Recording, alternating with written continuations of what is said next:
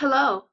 I've been asked to share how I prepare for and present lessons for grades 3 and grades 4. So today I'm going to share with you my preparation and presentation process for a grade 4 class called The Missing Cupcakes. Here we go. First, I'd like to share some things I do as I prepare for instruction. I review the PPT, I review the teaching plan, and I look through any other materials that may be in the class in lesson folder. As I look through the PPT, I get an overall sense of the point of the story and how a lot of the content of the story supports that major point or main idea of the story. For example, I'm going to be looking at instruction for a grade 4 class called The Missing Cupcakes, and in this story we can see one of the main ideas is this concept of something missing. And what is missing? Well, the cupcakes are. And as we look through the sentences on most of the pages, we see a lot of the sentences begin with Emma looks. The teaching plan also helps me to understand more about what I should focus on when I'm helping the students. For example, in the content analysis, I'm told that these sentences Emma looks in and Emma talks to are very important sentences the students need to learn.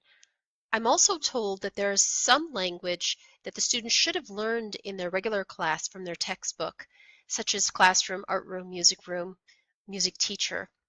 And there's other language they probably don't know yet at all, such as sprinkles, crumbs, wrappers that are used in the story. Now, this is really important to me because if I come into the class and I ask some basic questions about the language that they should have learned, and the students really struggle to use that language to identify those things, that tells me I'm going to need to spend quite a bit of time during the class really helping them with that basic language. On the other hand, if they're very well prepared, know the story very well, I can spend more time helping them to practice pronunciation of the more difficult words, to learn those more difficult words, to engage in more activities. The teaching plan also tells me the teaching objectives for the class. This is important because I get a good sense of what the students should be able to know and do by the end of class. Also, I have a good idea of what the local teachers should have helped the students do.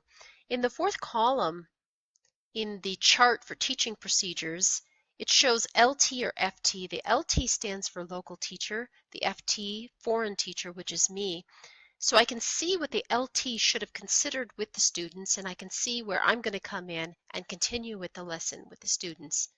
I also have some great questions that I can use to ask the students to help them focus on the things that they should be learning throughout this lesson.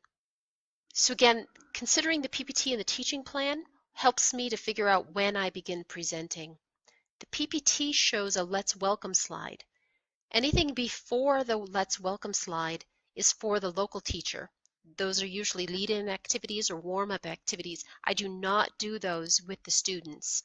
Even if it seems like the local teacher has not done them, I won't have enough time to cover everything if I go through those. I begin after the Let's Welcome slide and end my instruction when I see the See You Next Time slide.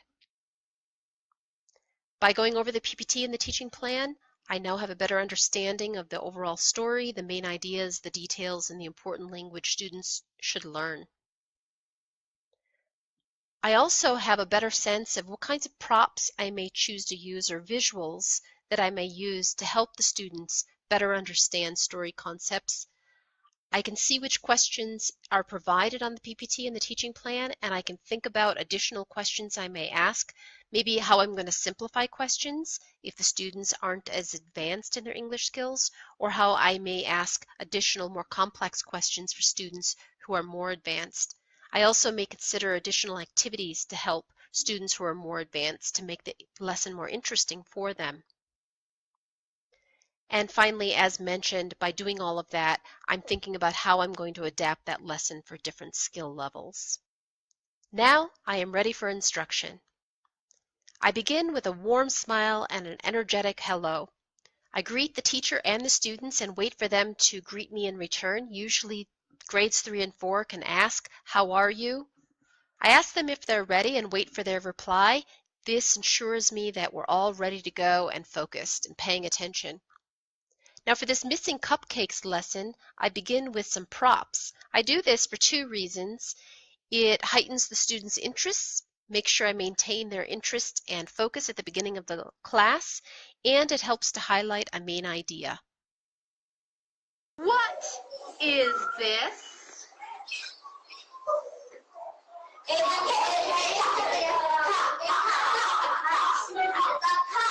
It's a cup. Yes. And what is this?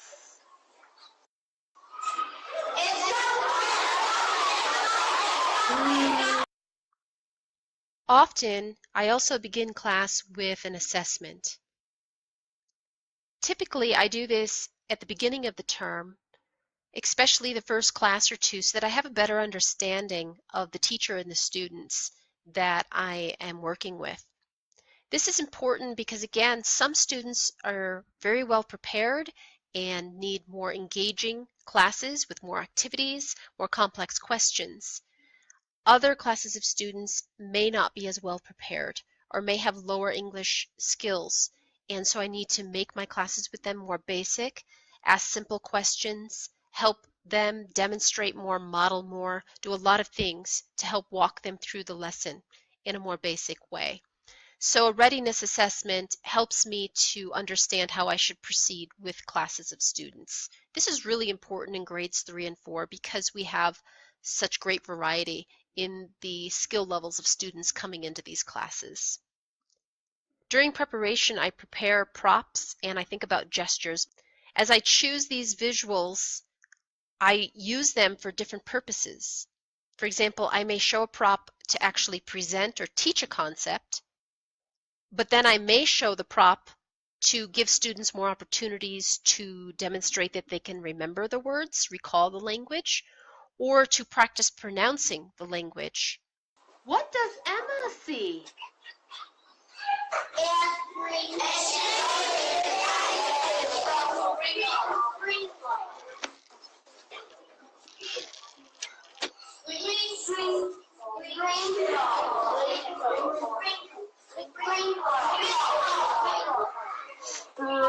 Sprinkles.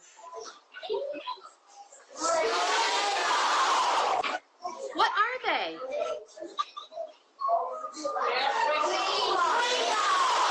They are sprinkles. What do you do with sprinkles? You sprinkle sprinkles.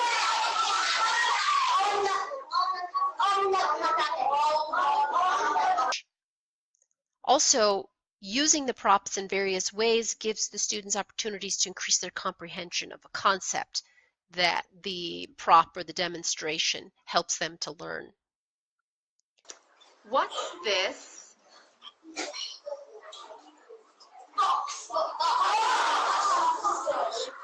A box. Where does Emma put the cupcakes?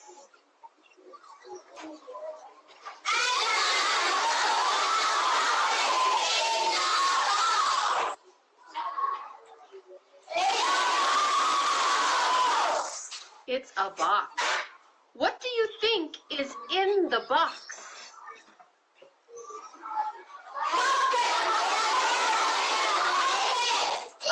What do you see?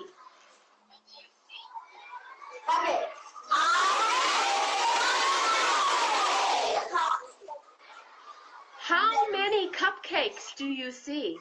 Let's count. Ready? 1, 2, 3.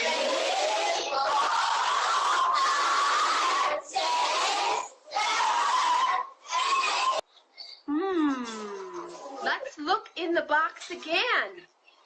How many cupcakes do you see?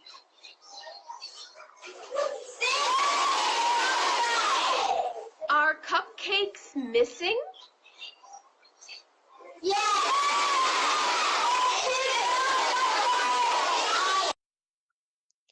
Finally, in using face and body language, I increase students' interest, but I also help them to increase their comprehension of concepts in the stories as well. What does Emma say? I put the cupcakes in the box. Where does Emma take the box. Questions are really important. During preparation, I spend a lot of time thinking about the questions I'm going to ask, and during instruction, I use these questions for different purposes. Sometimes I use questions to get the students' interest and attention, or to maintain it.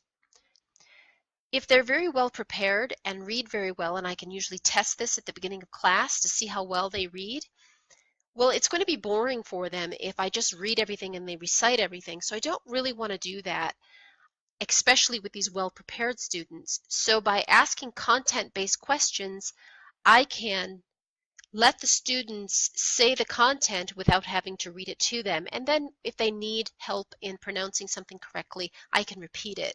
Who else? Who makes cupcakes?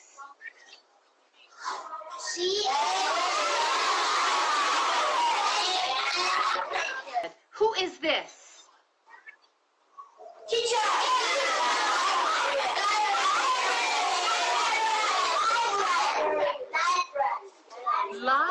Librarian.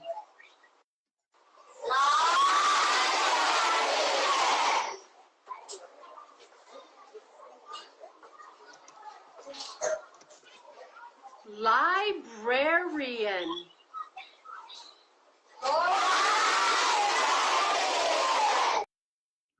Also, I choose questions that are worded in a very similar way that may be used throughout the entire lesson to direct students to certain main ideas or important details. This is particularly important for those lower level students or for those less prepared students who are seeing the story for the first time. Other kinds of questions that I prepare are personal questions. This helps students to feel more of a connection to the content as they're going through it. They can see how it relates to them. Do you like cupcakes? Do you make cupcakes? No! Does your mom make cupcakes? Yes! Also, during the class, I often ask comprehension check questions to see how well students understand something. Other kinds of questions are leading questions, where I ask a series of questions to lead students to a better understanding of a concept. For more advanced students, I often try to ask some critical thinking questions. What's wrong?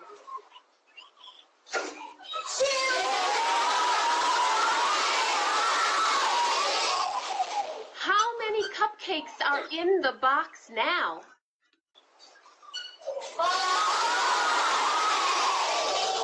How many cupcakes are missing?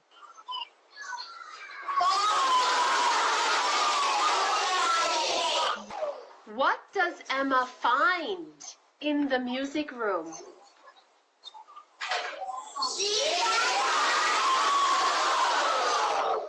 Does she see the missing cupcakes? No! What is the clue? What is it? It's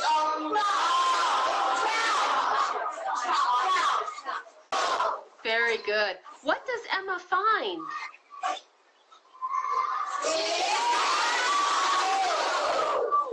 A clue. What is the clue?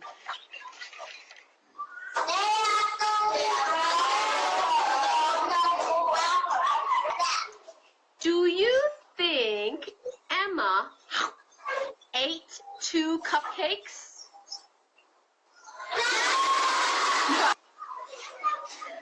What's on Sugar's face?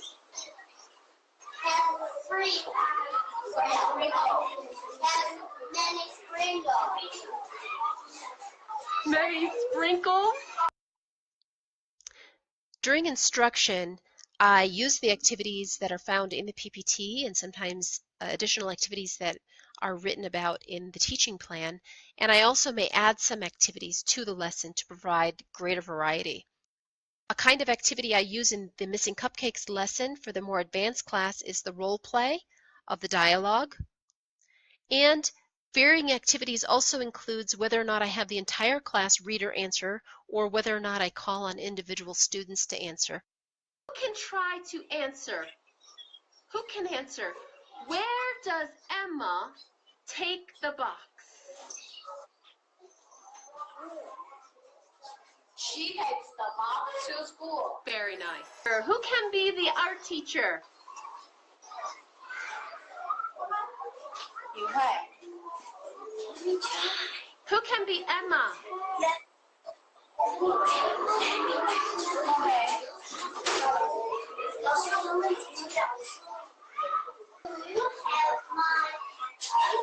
No, I don't. Yay! Raise your hand. Who can say, who is this? No, it's the art teacher. Another thing that happens during instruction is interaction with a local teacher. This should be encouraged because this is a dual teacher class. We want to help the local teacher to feel part of the class. Some ways that this happens in the Missing Cupcakes lesson is by having the local teacher choose students, call on those students to give the individual answers, by asking the students to engage in role-playing activities and choosing the students who do so, by monitoring the students' responses and their ability to answer well. Teacher, can you help? Let's see one student who can be Emma and another student who can be the librarian. Who can be Emma? Maya, Emma. You. Okay, and where is the librarian? Where is the librarian?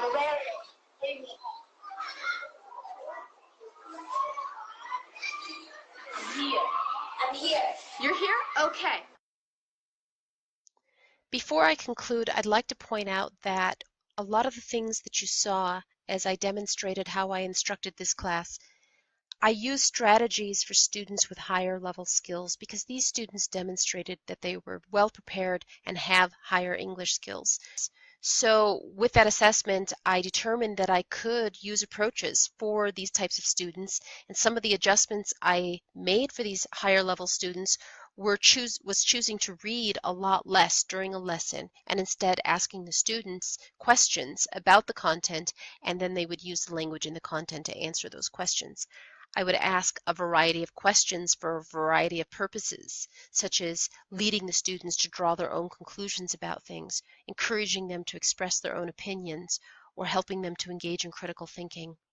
And I spent less time on aspects of the lessons that the students know well, such as those key sentence structures. They demonstrated early on they knew those sentences, they knew what they meant. They knew how they applied to the story. I spent more time on challenging concepts or helping them to pronounce words that might be more difficult, like that word librarian.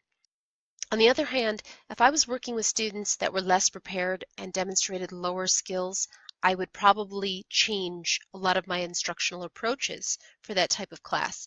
For example, I would end up reading more, especially at the beginning part of the book, and listening to the students repeat it, helping them to build their pronunciation and fluency skills, and hopefully, especially if there's a lot of repeating language in the story, leading them progressively to become more independent in the reading as we progress through the lesson. I would probably use simpler questions, repeat a lot of the same type of question over and over again so the students become familiar with it and feel comfortable answering those question types. And I would probably spend more time helping the students with basic language and basic sentence structures, comprehension of the main points and ideas. So it's necessary to make adjustments for the different skill levels, and that's something that's really important to remember with grades 3 and 4. I hope you've gleaned some useful ideas as you prepare for and instruct your grades 3 and grades 4 classes. Thanks for watching.